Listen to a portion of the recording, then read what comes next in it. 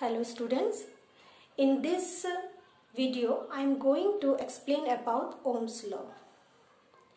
So one great physicist, George Simon Ohm, established the relation between electric current and the potential difference. According to him, whenever the current is flowing through a wire, then current and the potential difference across the metallic wire is proportional. So this one can be more clear with the help of this figure. Let's draw one simple figure. So suppose this one is a metallic wire of resistance R, and here is an ammeter which is connected in series with this metallic wire of resistance R, and ammeter is always connected in series with the conductor because it is a low resistance device. Next, we will use some cells. So here I use two cells, it means it is a battery. And to measure the potential difference, we need another device that is called as a voltmeter, which is always connected with conductor parallelly. So this is the conductor. So we will connect the voltmeter parallel to resistance R. We can use one switch here. Now the switch is open in this simple circuit. So there is no current is flowing through the circuit. As soon as we close this switch, a current is start flowing through the conductor. Now this current which is flowing through the conductor, that always create a potential difference across the conductor, which is measured by the voltmeter V. So we can write, according to the statement of the Ohms, we can write I is proportional to V. It means current and electric potential is directly proportional to each other.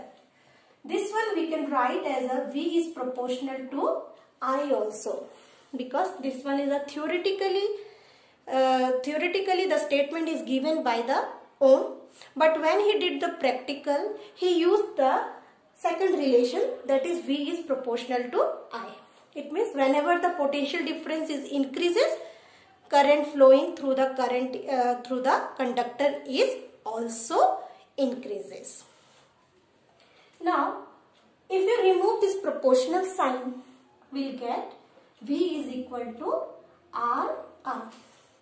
This R is your proportionality constant, and this proportionality constant is called resistance. It is called resistance. So this relation we can write as a I is equal to V by R.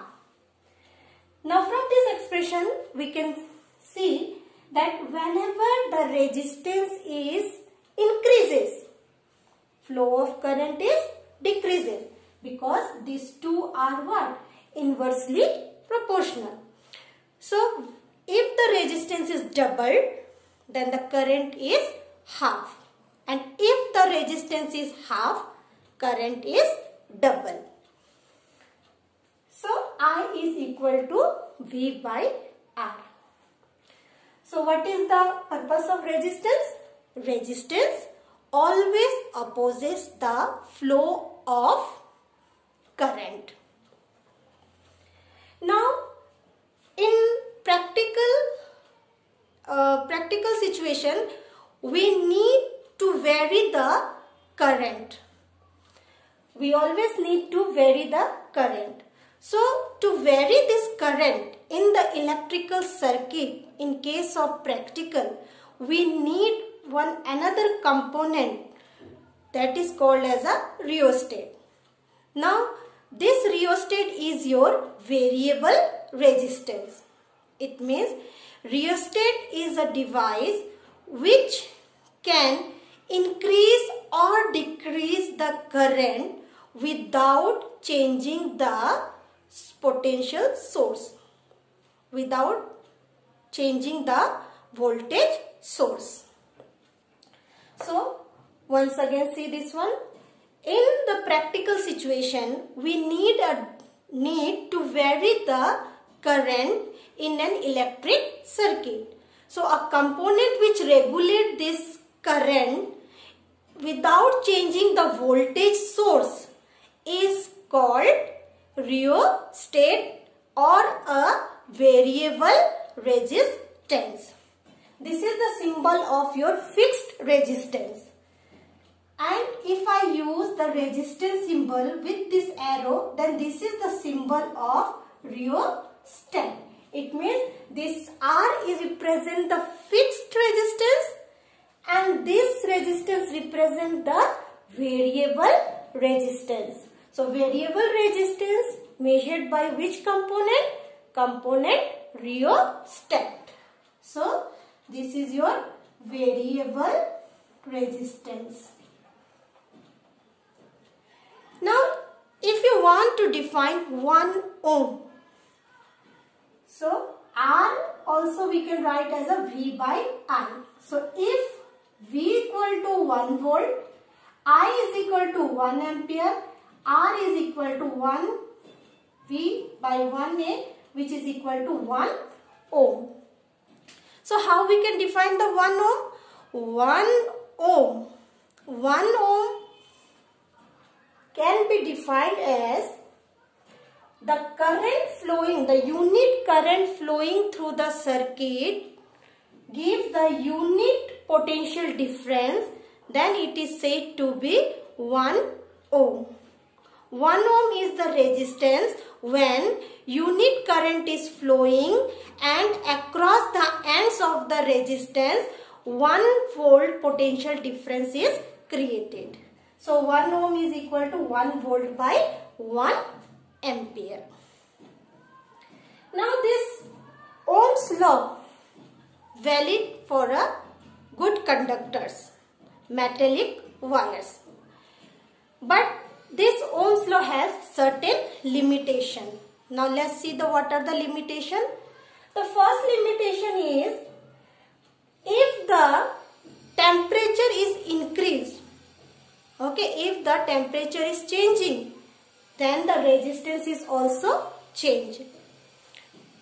We know that the resistance is depend upon length, cross section area, temperature and nature of material. So to valid the Ohm's law, the temperature, humidity, length, cross section area must be constant. So if the temperature is varying, on that situation we cannot use the Ohm's law. So Ohm's law does not hold good if the temperature of conductor is rises. Second, Ohm's law does not apply in case of magnetic field. So it does not hold good if the conductor set up a magnetic field, like in case of electric motor and electric generator. The third limitation is it does not hold good for the semiconductor device if the material is made up of semiconductor. Now what is semiconductor? Semiconductor lies between conductor and insulator. It means it has the both property of both conductor and insulator.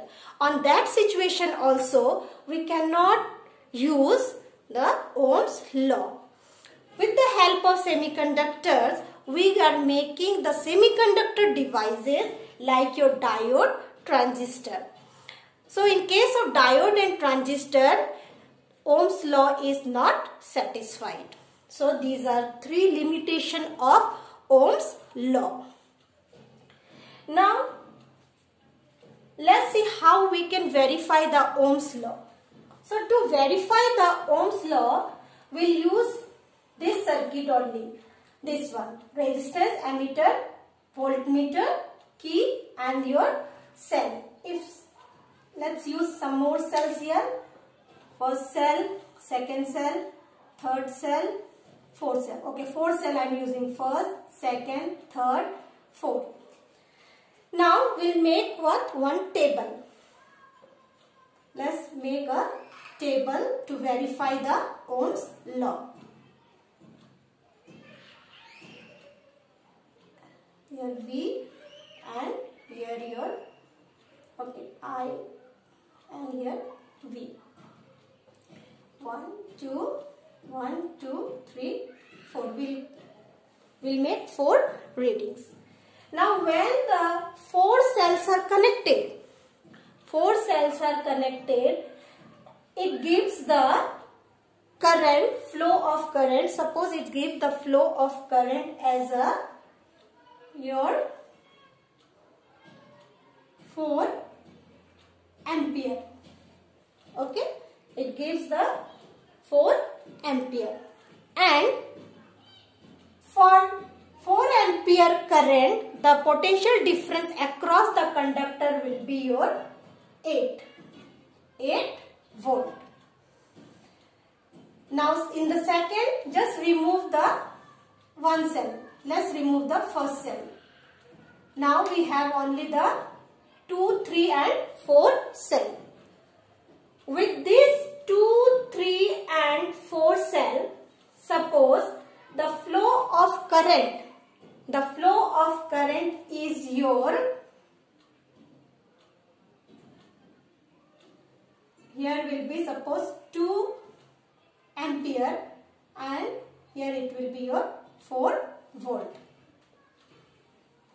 Next, do with the 3 cells, third and the fourth cell. Remove the first and second. Suppose it gives us because we are decreasing the cell, so the flow of current is also decreasing. Suppose here 1 ampere, so voltage suppose we are getting here, with respect to I we are getting the 2 volt.